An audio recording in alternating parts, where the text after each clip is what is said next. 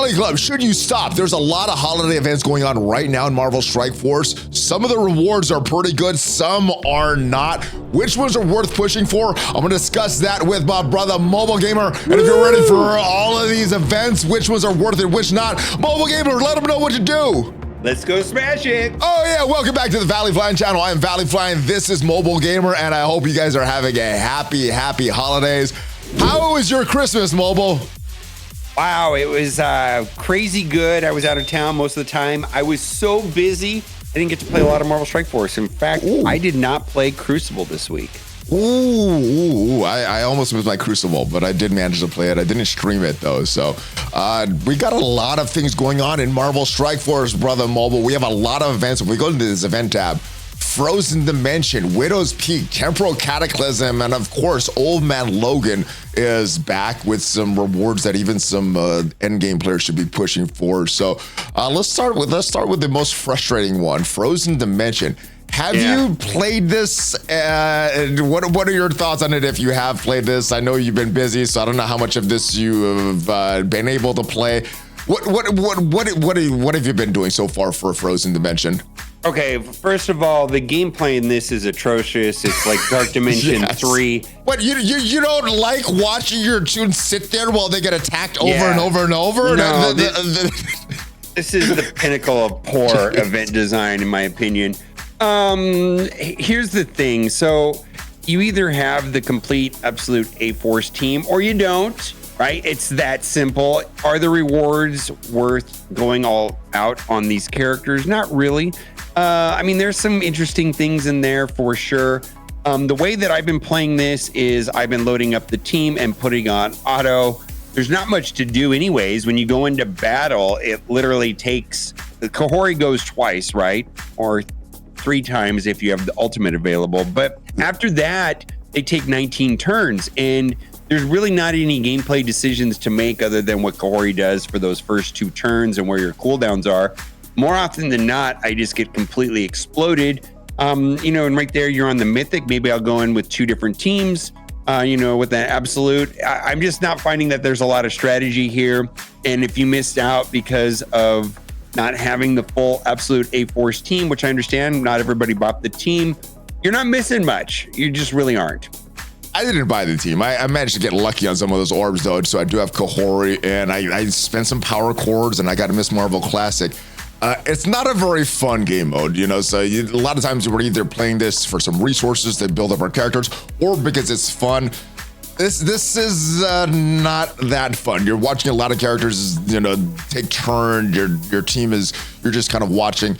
So let's talk about the rewards. In your opinion, is it worth grinding through this? Let's say you have the absolute A-Force, you have your characters ISO 8 up already. Is it worth sitting through that unfun game of watching your characters take a bunch of turns, watching the enemies take a bunch of turns while your characters just sit there? Is it worth it from a time perspective?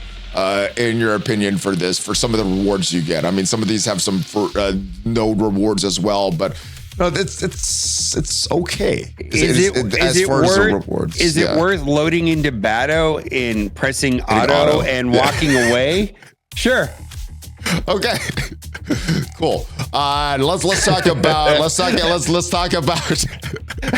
ISO 8 though. If you have to build up some characters, put in some ISO 8 level 3, then it becomes a different situation.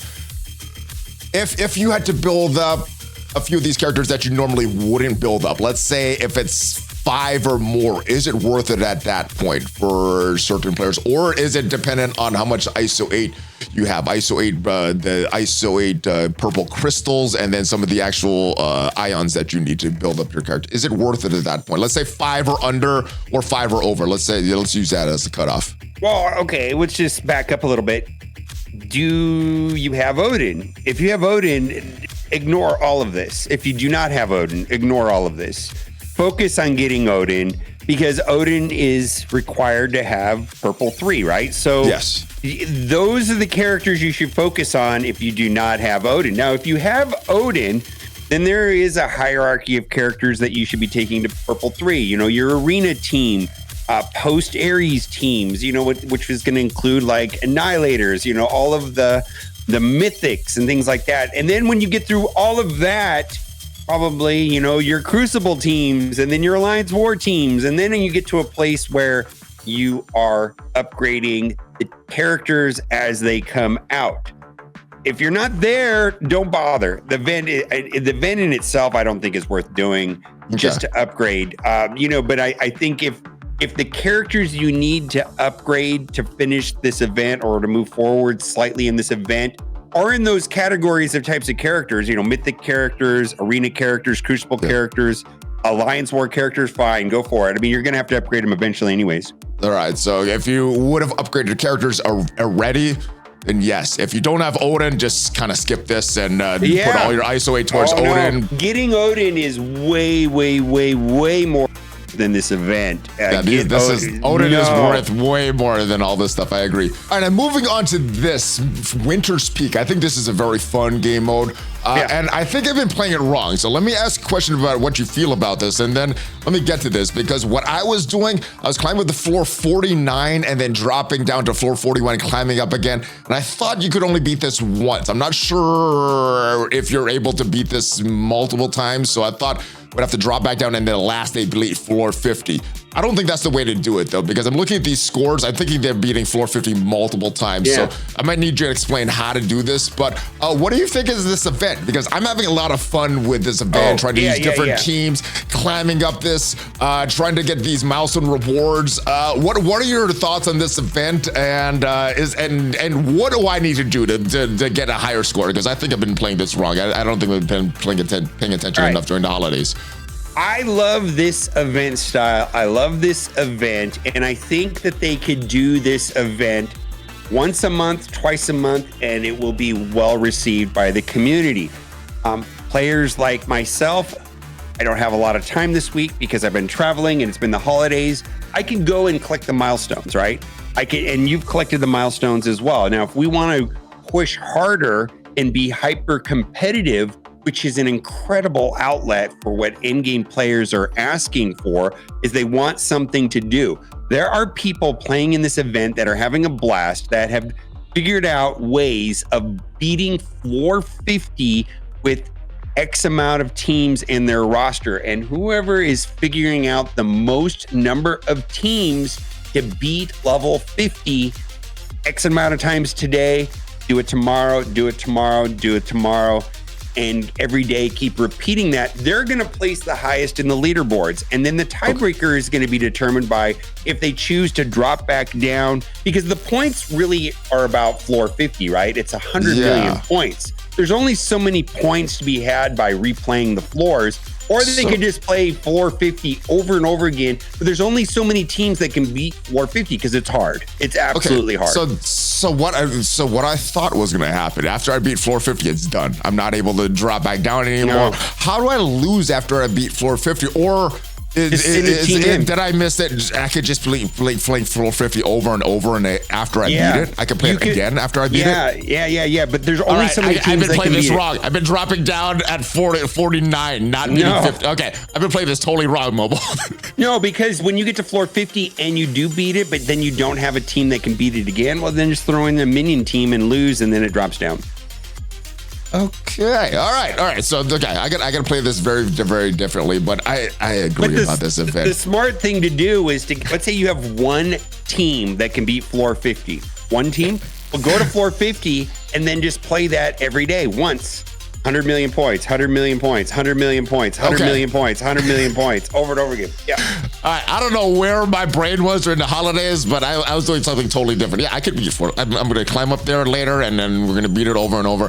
And I won't be where I am as a leaderboard, but as far as the ranking rewards. But yeah, the ranking rewards are not that much difference. 10,000, 5,000, 1,000. Not a huge difference. I'm just trying to play this because I just want to see my rank climb up, even if my rewards aren't too different. I promise you, the person that the people that are being competitive at the top of the leaderboards are having a blast. I promise you, and it's something to do. This is a good event. At the bottom of the leaderboard, I'm not having a blast, just trying to climb up. This is a great event. This is fun. This is a great event. Yeah, this is a great event. And if you don't care about that, just get these milestone stuff. Get it to milestone 19.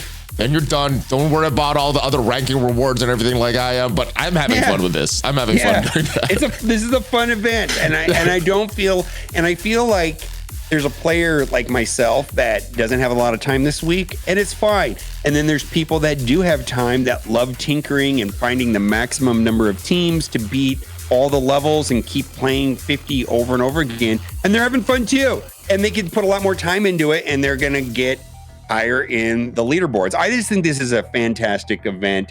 It's not frustrating. I think it's fun. I think so as well. This is a W right here. This is a W.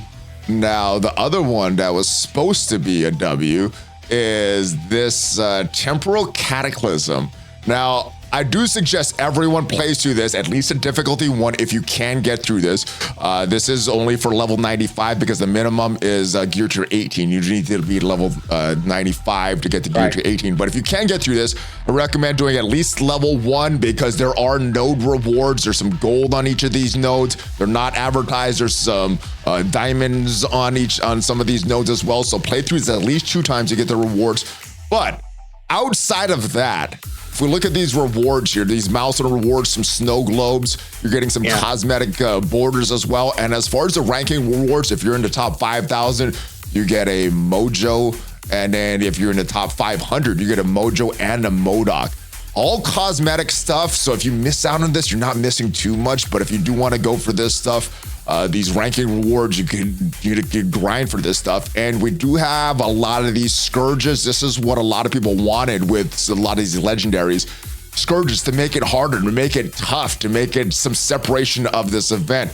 What do you think of the structure of this? I think the scourges we wanted for a while, but what do you think of these type of rewards? If you miss these milestones, not that much of a thing yet, but if you want to push, get some cosmetic rewards.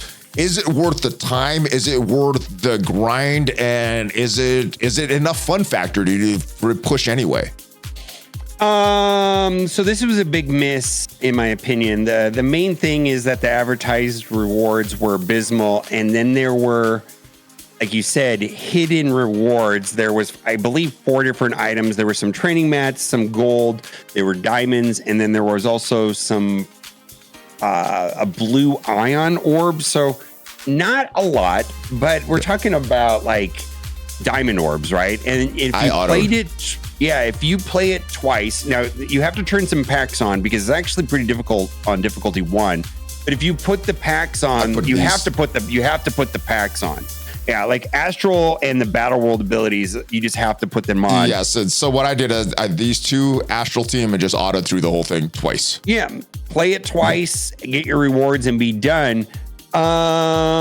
This could have been fun to min-max the event. I did it twice and I was fine. I think some people care about the avatars or whatever they I don't know. One of those. I haven't done it yet. I intend to do this, but I haven't had as much fun with this as a sword satellite.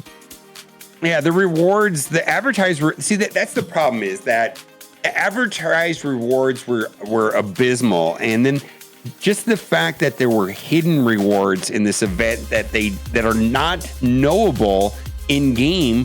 I had to make a video about it and say, here are the rewards. And then the next day they said, yes, these are the rewards that are in the event. But I don't understand why they would put out an event because on surface level, there's no incentive people to play this event at all. This should have been the same kind of reaction as the Blitz one, right? But I didn't have that either because the rewards are bad. So if you didn't want to do this, you're not really missing out on as much. You're not missing much. If you want to push for this, you can, and I'm pushing for the thing in the Winter's Peak, that Blitz thing, the sword satellite. I'm pushing for that, even though I'm getting not that many rewards, but it's fun to just see my ranking climb up. Right. This, I don't have that same feeling. I'm not really like I gotta go push for this. What is the difference? Why does this feel different when it should feel the same? Because it feels different to me. Well, I mean, I think there's rewards in the other one. I don't know. There's milestones that I already got the milestones. I'm literally pushing for nothing in the other one. So. Well, you haven't got to the 100 million part yet, right? Well, once I get there, I'm going to keep pushing those. Yeah. So it's the same. I'm pushing for nothing at that point. Yeah, this was just a disaster in presentation right here. In concept, I think this could have been a success. I really do. I think this could have been fine. I like what you're trying. I like what they're trying for. Yeah. If the rewards were clearly stated, what you would have got on the first 2 completions, on your first 2 complete runs, they would have stated what the rewards are. If they were more meaningful rewards on the leaderboards and the milestones, I think this could have been success, because this is something that I think that some players, or at least a percentage of the players, are interested in getting the best possible score. For me, I just ran it twice and then I was done. So you're not gonna push for this Mojo or Modoc? I mean, I don't care about cosmetics, so I'm the wrong person on that. I might push for it later, but yeah, this is, for some reason, this just hasn't been as interesting. But I do like they attempted. Hopefully they tweak a few things and it does bring the fun and all that stuff. Last thing, Old Man Logan. So obviously you're pushing on this. If you don't have him start up, if you don't have him at 7 stars, you're pushing for this. What if you do have him push at 7 stars already? Is it worth pushing for some of this Crimson gear, some of these snow globes? I definitely think it's worth getting these snow globes. Crimson gear is definitely questionable. Is it worth your use of time for some of this Crimson gear? We do have level 105 that should be coming up early next year. We should have gear tier 20 coming up. So, and this is something that Old Man Logan's going to use. Storm's going to use this. That's why I pushed for this one. But is it worth that time grinding through this again if you already have Old Man Logan's ranked up? Is it worth it for this Crimson gear, I guess is what I'm asking. I mean, is it worth it? I don't know. I had fun playing this. I did get all the milestones. I definitely, and I felt like I had a good time, because the problem, I remember playing this, and this is what, the 3rd time that I played this, maybe 4th time I played this. It was node 4, where you're going in with Spider Society, right? And you're fighting a whole bunch of Sinister Six, right? And it's a nightmare, the dual lizards and stuff like that. I mean, that's the hardest part of the whole entire event. Like, I had to sack it twice. I had to sack it twice before. So for me, when it was Spider Society, I just remember how challenging that was the first time around. And now that our rosters are more upgraded, we've got purple ISO 3, we've got our Spider Society is more developed. I actually enjoyed it. It was nice to play it. It was easier. It didn't take a lot of time. But this was a good 30-minute run, and the rewards are okay. I mean, I wish they were better. Yeah, there was some red gear that might be useful, then also some snow globes, which are useful for some of the event things. I thought this is fine. I didn't have a problem with this at all. And if you wanted to skip it, well, we're talking about 2 things. If you don't have Old Man Logan, go get Old Man Logan. You have to do this if you don't have Old Man Logan. This is only for the people. This question is only if you have a 7-star Old Man Logan. Do you still do this or not? I think it's worth the time if you care, but it's optional for sure. I feel like this is the right mix of effort and reward. I mean, how much time did this take you? 30 minutes? Under an hour? Maybe. I mean, getting the snow globes is auto really easy, but getting this Crimson gear, you do have to do at least 8 nodes. So. Yeah, I mean, but how much time did that take you? Like an hour? Not that much. Yeah, I felt like the replaying it was enjoyable. Like I had a good time doing that. Is that because your roster progressed and you got through it easier, or it was actually fun playing each node?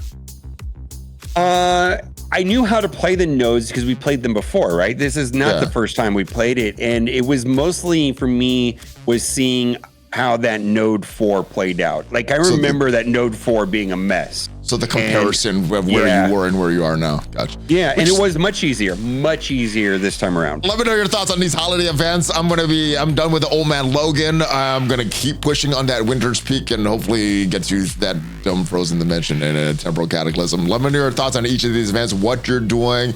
And are we doing a video on your channel, Mobile, or no? Yeah, we're gonna do a similar one, but different. We're gonna go to your channel and talk about some other stuff. So make sure you check out that video, guys.